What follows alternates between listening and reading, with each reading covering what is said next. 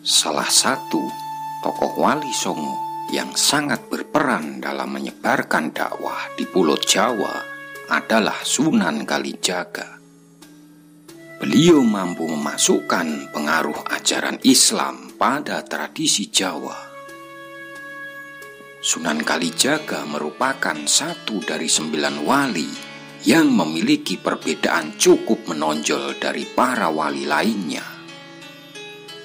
Perbedaan tersebut diantaranya yaitu dalam berpakaian dan dalam berdakwah menyebarkan Islam.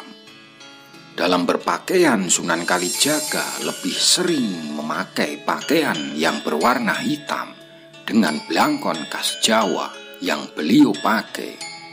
Hal ini menandakan keluasan serta kesederhanaan beliau. Dalam berdakwah atau menyebarkan ajaran agama Islam, Sunan Kalijaga juga berbeda dengan para wali lainnya.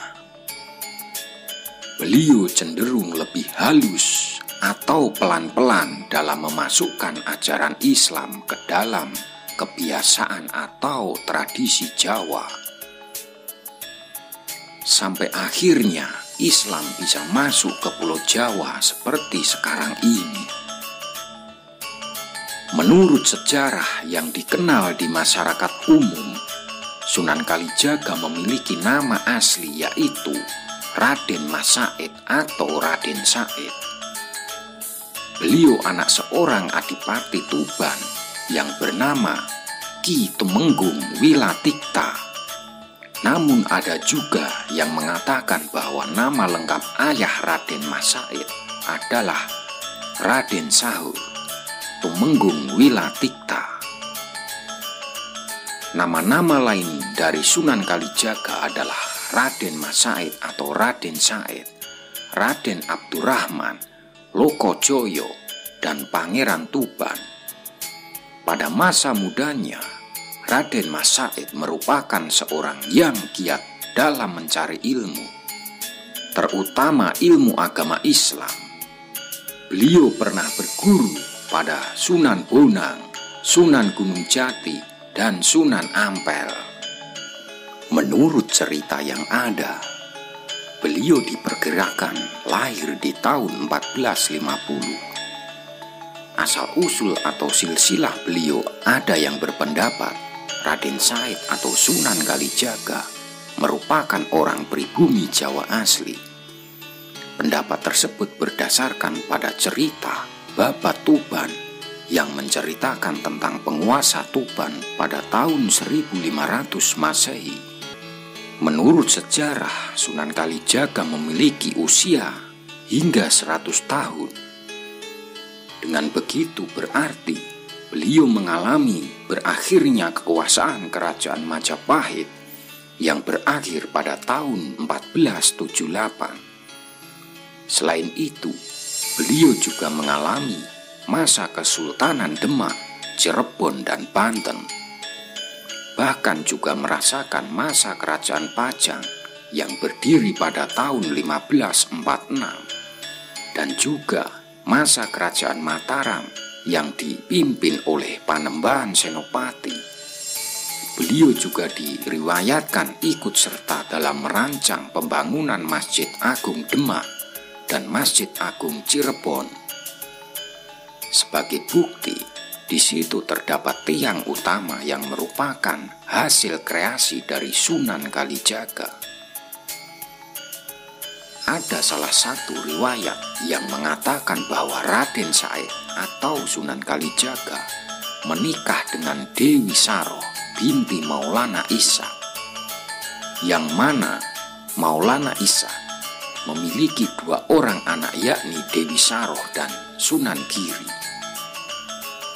Setelah menikah, beliau Sunan Kalijaga dikaruniai 3 anak yakni Raden Umar Said, Sunan Muria, Dewi Rakayo, dan Dewi Saufia. Dalam riwayat lain yang tertera di isi buku pustaka Darah Agung, Sunan Kalijaga pernah menikah dengan Dewi Sarokah, putri dari Sunan Sarip Hidayatullah, Sunan Gunung Jati, yang mana Sunan Gunung Jati juga merupakan salah satu guru dari Sunan Kalijaga. Setelah menikah dengan Dewi Saroka, beliau dikaruniai 5 anak, yakni Kanjeng Ratu Pembayun, Nyai Ageng, Pahingga, Sunan Hadi, Raden Abdurrahman, dan Nyai Ageng Ngerang. Ada salah satu cerita yang meriwayatkan asal-usul nama Sunan Kalijaga. Diceritakan sebelum mendapatkan nama Sunan Kalijaga atau gelar Wali Songo, Raden Said merupakan seorang yang sudah mengenal Islam sejak kecil, yakni melalui guru agama di Tuban. Raden Said merupakan putra adipati yang dekat dan peduli dengan rakyat jelata. Hal ini dibuktikan dengan masa muda beliau yang pernah membela rakyat jelata di masa yang sulit. Pada masa itu terjadi musim kemarau panjang yang membuat para rakyat jelata gagal panen. Namun dalam waktu yang bersamaan, pemerintahan pusat sedang membutuhkan dana yang besar untuk mengatasi pembangunan atau roda pemerintahan. Akhirnya, mau tidak mau, rakyat jelata harus mau untuk membayar pajak yang tinggi. Melihat keadaan yang semakin kontradiksi antara pemerintahan dengan rakyat jelata, Raden Said yang dekat dengan rakyat jelata merasa harus membantu rakyat jelata. Akhirnya Raden Said tanpa pikir panjang melakukan perbuatan yang tidak terpuji demi menolong rakyat jelata.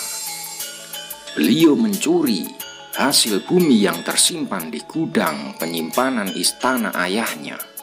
Hasil bumi tersebut merupakan hasil dari upeti rakyat jelata yang akan disetorkan ke pemerintahan pusat. Biasanya malam-malam Raden Said membaca Al-Quran di kamarnya. Kini beliau keluar dan melakukan aksinya, lalu langsung membagikan hasil aksinya tersebut secara tersembunyi tanpa sepengetahuan rakyat jelata sekalipun.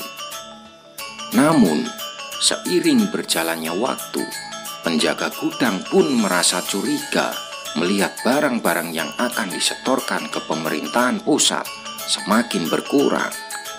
Melihat keadaan tersebut, penjaga gudang pun semakin ketat dalam menjaga gudang penyimpanan tersebut. Hingga pada suatu malam, penjaga gudang merasa penasaran dengan masalah tersebut dan sengaja meninggalkan gudang lalu mengintip dari kejauhan.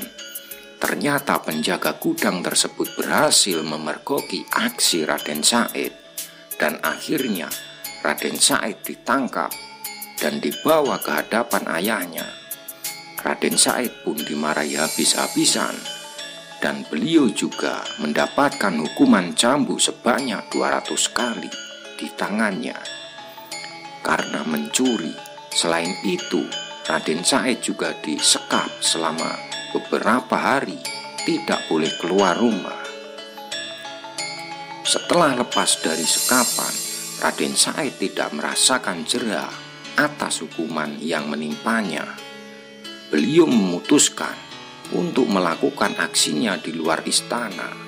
Targetnya yaitu orang-orang kaya yang pelit. Hasil aksinya pun dibagikan lagi ke para rakyat jelata, karena beliau melakukan aksi ini dengan niat untuk membantu rakyat jelata.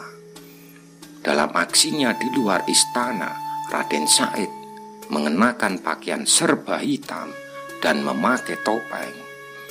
Hingga suatu saat ada perampok asli yang mengetahui aksi beliau, dan akhirnya beliau dijebak oleh si perampok asli. Di suatu malam perampok tersebut melakukan perampokan sekaligus memperkosa wanita dengan memakai pakaian yang sama seperti yang dipakai oleh Raden Said. Saat melakukan aksi, di saat Raden Said mau menolong wanita tersebut, perampok yang memperkosa itu berhasil meloloskan diri dengan pakaian yang sama, yaitu serba hitam dan memakai topeng. Raden Said pun terjebak di tempat tersebut hingga akhirnya Raden Said dikambing hitamkan oleh warga yang saat itu sudah mengepungnya. Dengan kejadian ini pun ayah Raden Said semakin kecewa dan langsung mengusirnya. Setelah diusir, Raden Said tinggal di hutan yang bernama Jatiwangi. Namun beliau tetap melakukan aksinya untuk menolong rakyat jelata. Namun dengan membuang nama aslinya, beliau memakai nama Brandaloka Jaya. Selama tinggal di hutan tersebut, suatu ketika lewatlah seorang berpakaian serba putih dengan membawa tongkat yang gagangnya berkilau seperti emas. Beliau pun bermaksud melakukan aksi untuk merampas tongkat tersebut. Namun kejadian tersebut malah membuat Raden Said tersentuh dan tersentak hatinya. Ketika Raden Said merebut tongkat dari orang berbaju putih secara paksa, menyebabkan orang tersebut tersungkur jatuh sambil mengeluarkan air mata, dan tanpa suara orang itu pun bangun dengan susah payah. Sedangkan Raden Said saat itu mengamati tongkat itu, sadar bahwa tongkat itu tidak terbuat dari emas. Heran melihat orang berbaju putih itu menangis, akhirnya Raden Said pun mengembalikan tongkatnya. Namun orang itu berkata, "Bukan tongkat itu yang aku tangisi," sambil menunjukkan rumput di telapak tangannya. "Perhatikanlah, aku sudah berbuat dosa, melakukan perbuatan sia-sia. Rumput ini tercabut saat aku jatuh tadi. Cuma beberapa helai rumput saja, kamu merasa berdosa?" tanya Raden Said heran. "Ya, memang berdosa karena kamu mencabutnya tanpa sebuah kebutuhan. Apabila untuk makanan ternak itu tidak apa, namun apabila untuk sebuah kesia-siaan, sungguh sebuah dosa," jawab orang itu. Setelah mengetahui perbuatan Raden Said, orang itu mengatakan sebuah perumpamaan terhadap perbuatan Raden Said. Apa yang dilakukan Raden Said ibarat mencuci pakaian yang kotor menggunakan air kencing yang hanya akan menambah kotor dan bau pakaian tersebut. Raden Said pun tercekat mendengar pernyataan orang berbaju putih tersebut. Raden Said pun semakin dibuat terpukau dengan keajaiban yang ditunjukkan dengan mengubah sebuah pohon aren menjadi pohon emas. Karena penasaran dan kagum, Raden Said memanjat pohon aren itu. Namun ketika hendak mengambil buahnya, tiba-tiba pohon itu rontok mengenai kepalanya. Akhirnya beliau jatuh ke tanah dan pingsan. Setelah bangun dari pingsan, Raden Said pun sadar bahwa orang berbaju putih itu bukan orang biasa, sehingga timbul keinginan untuk belajar kepadanya. Akhirnya dikejarnya orang berbaju putih itu sekuat tenaga. Setelah berhasil mengejarnya, ia pun menyampaikan keinginannya untuk berguru kepada orang berbaju putih itu. Kemudian diberikan sebuah syarat, yaitu Raden Said diperintahkan untuk menjaga tongkat yang dibawa dan tidak boleh beranjak sebelum orang itu kembali menemuinya. 3 tahun kemudian datanglah orang itu menemui Raden Said yang ternyata masih menjaga tongkat yang ditancapkan di pinggir kali.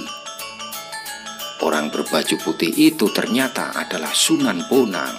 Kemudian Raden Said diajak pergi ke Tuban untuk diberi pelajaran agama.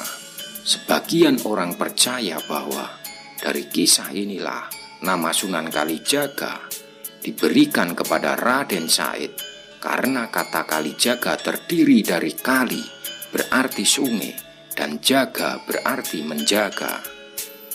Raden Said yang lebih dikenal dengan nama Sunan Kalijaga merupakan anak muda yang cerdas, terampil, pemberani, dan berjiwa besar. Beliau mempelajari berbagai ilmu dari gurunya, antara lain ilmu filsafat, syariah, kesenian, dan sebagainya. Sebab ilmunya yang luas, Sunan Kalijaga dikenal oleh masyarakat sebagai orang piawai dalam mengatasi berbagai permasalahan yang dihadapi masyarakat. Ditambah beliau juga ahli dalam bidang sastra dan mampu membuat syair-syair Jawa yang indah. Dikarenakan ilmu-ilmu yang beliau kuasai dan kepribadiannya itu membuat Sunan Kalijaga termasuk sebagai salah satu wali songo yang bergerak di bawah pemerintah Sultan Patah di Demak. Beliau diberikan tugas untuk berdakwah di wilayah-wilayah pedalaman yang rawan dengan kejahatan. Demikianlah kisah tentang Sunan Kalijaga. Terima kasih.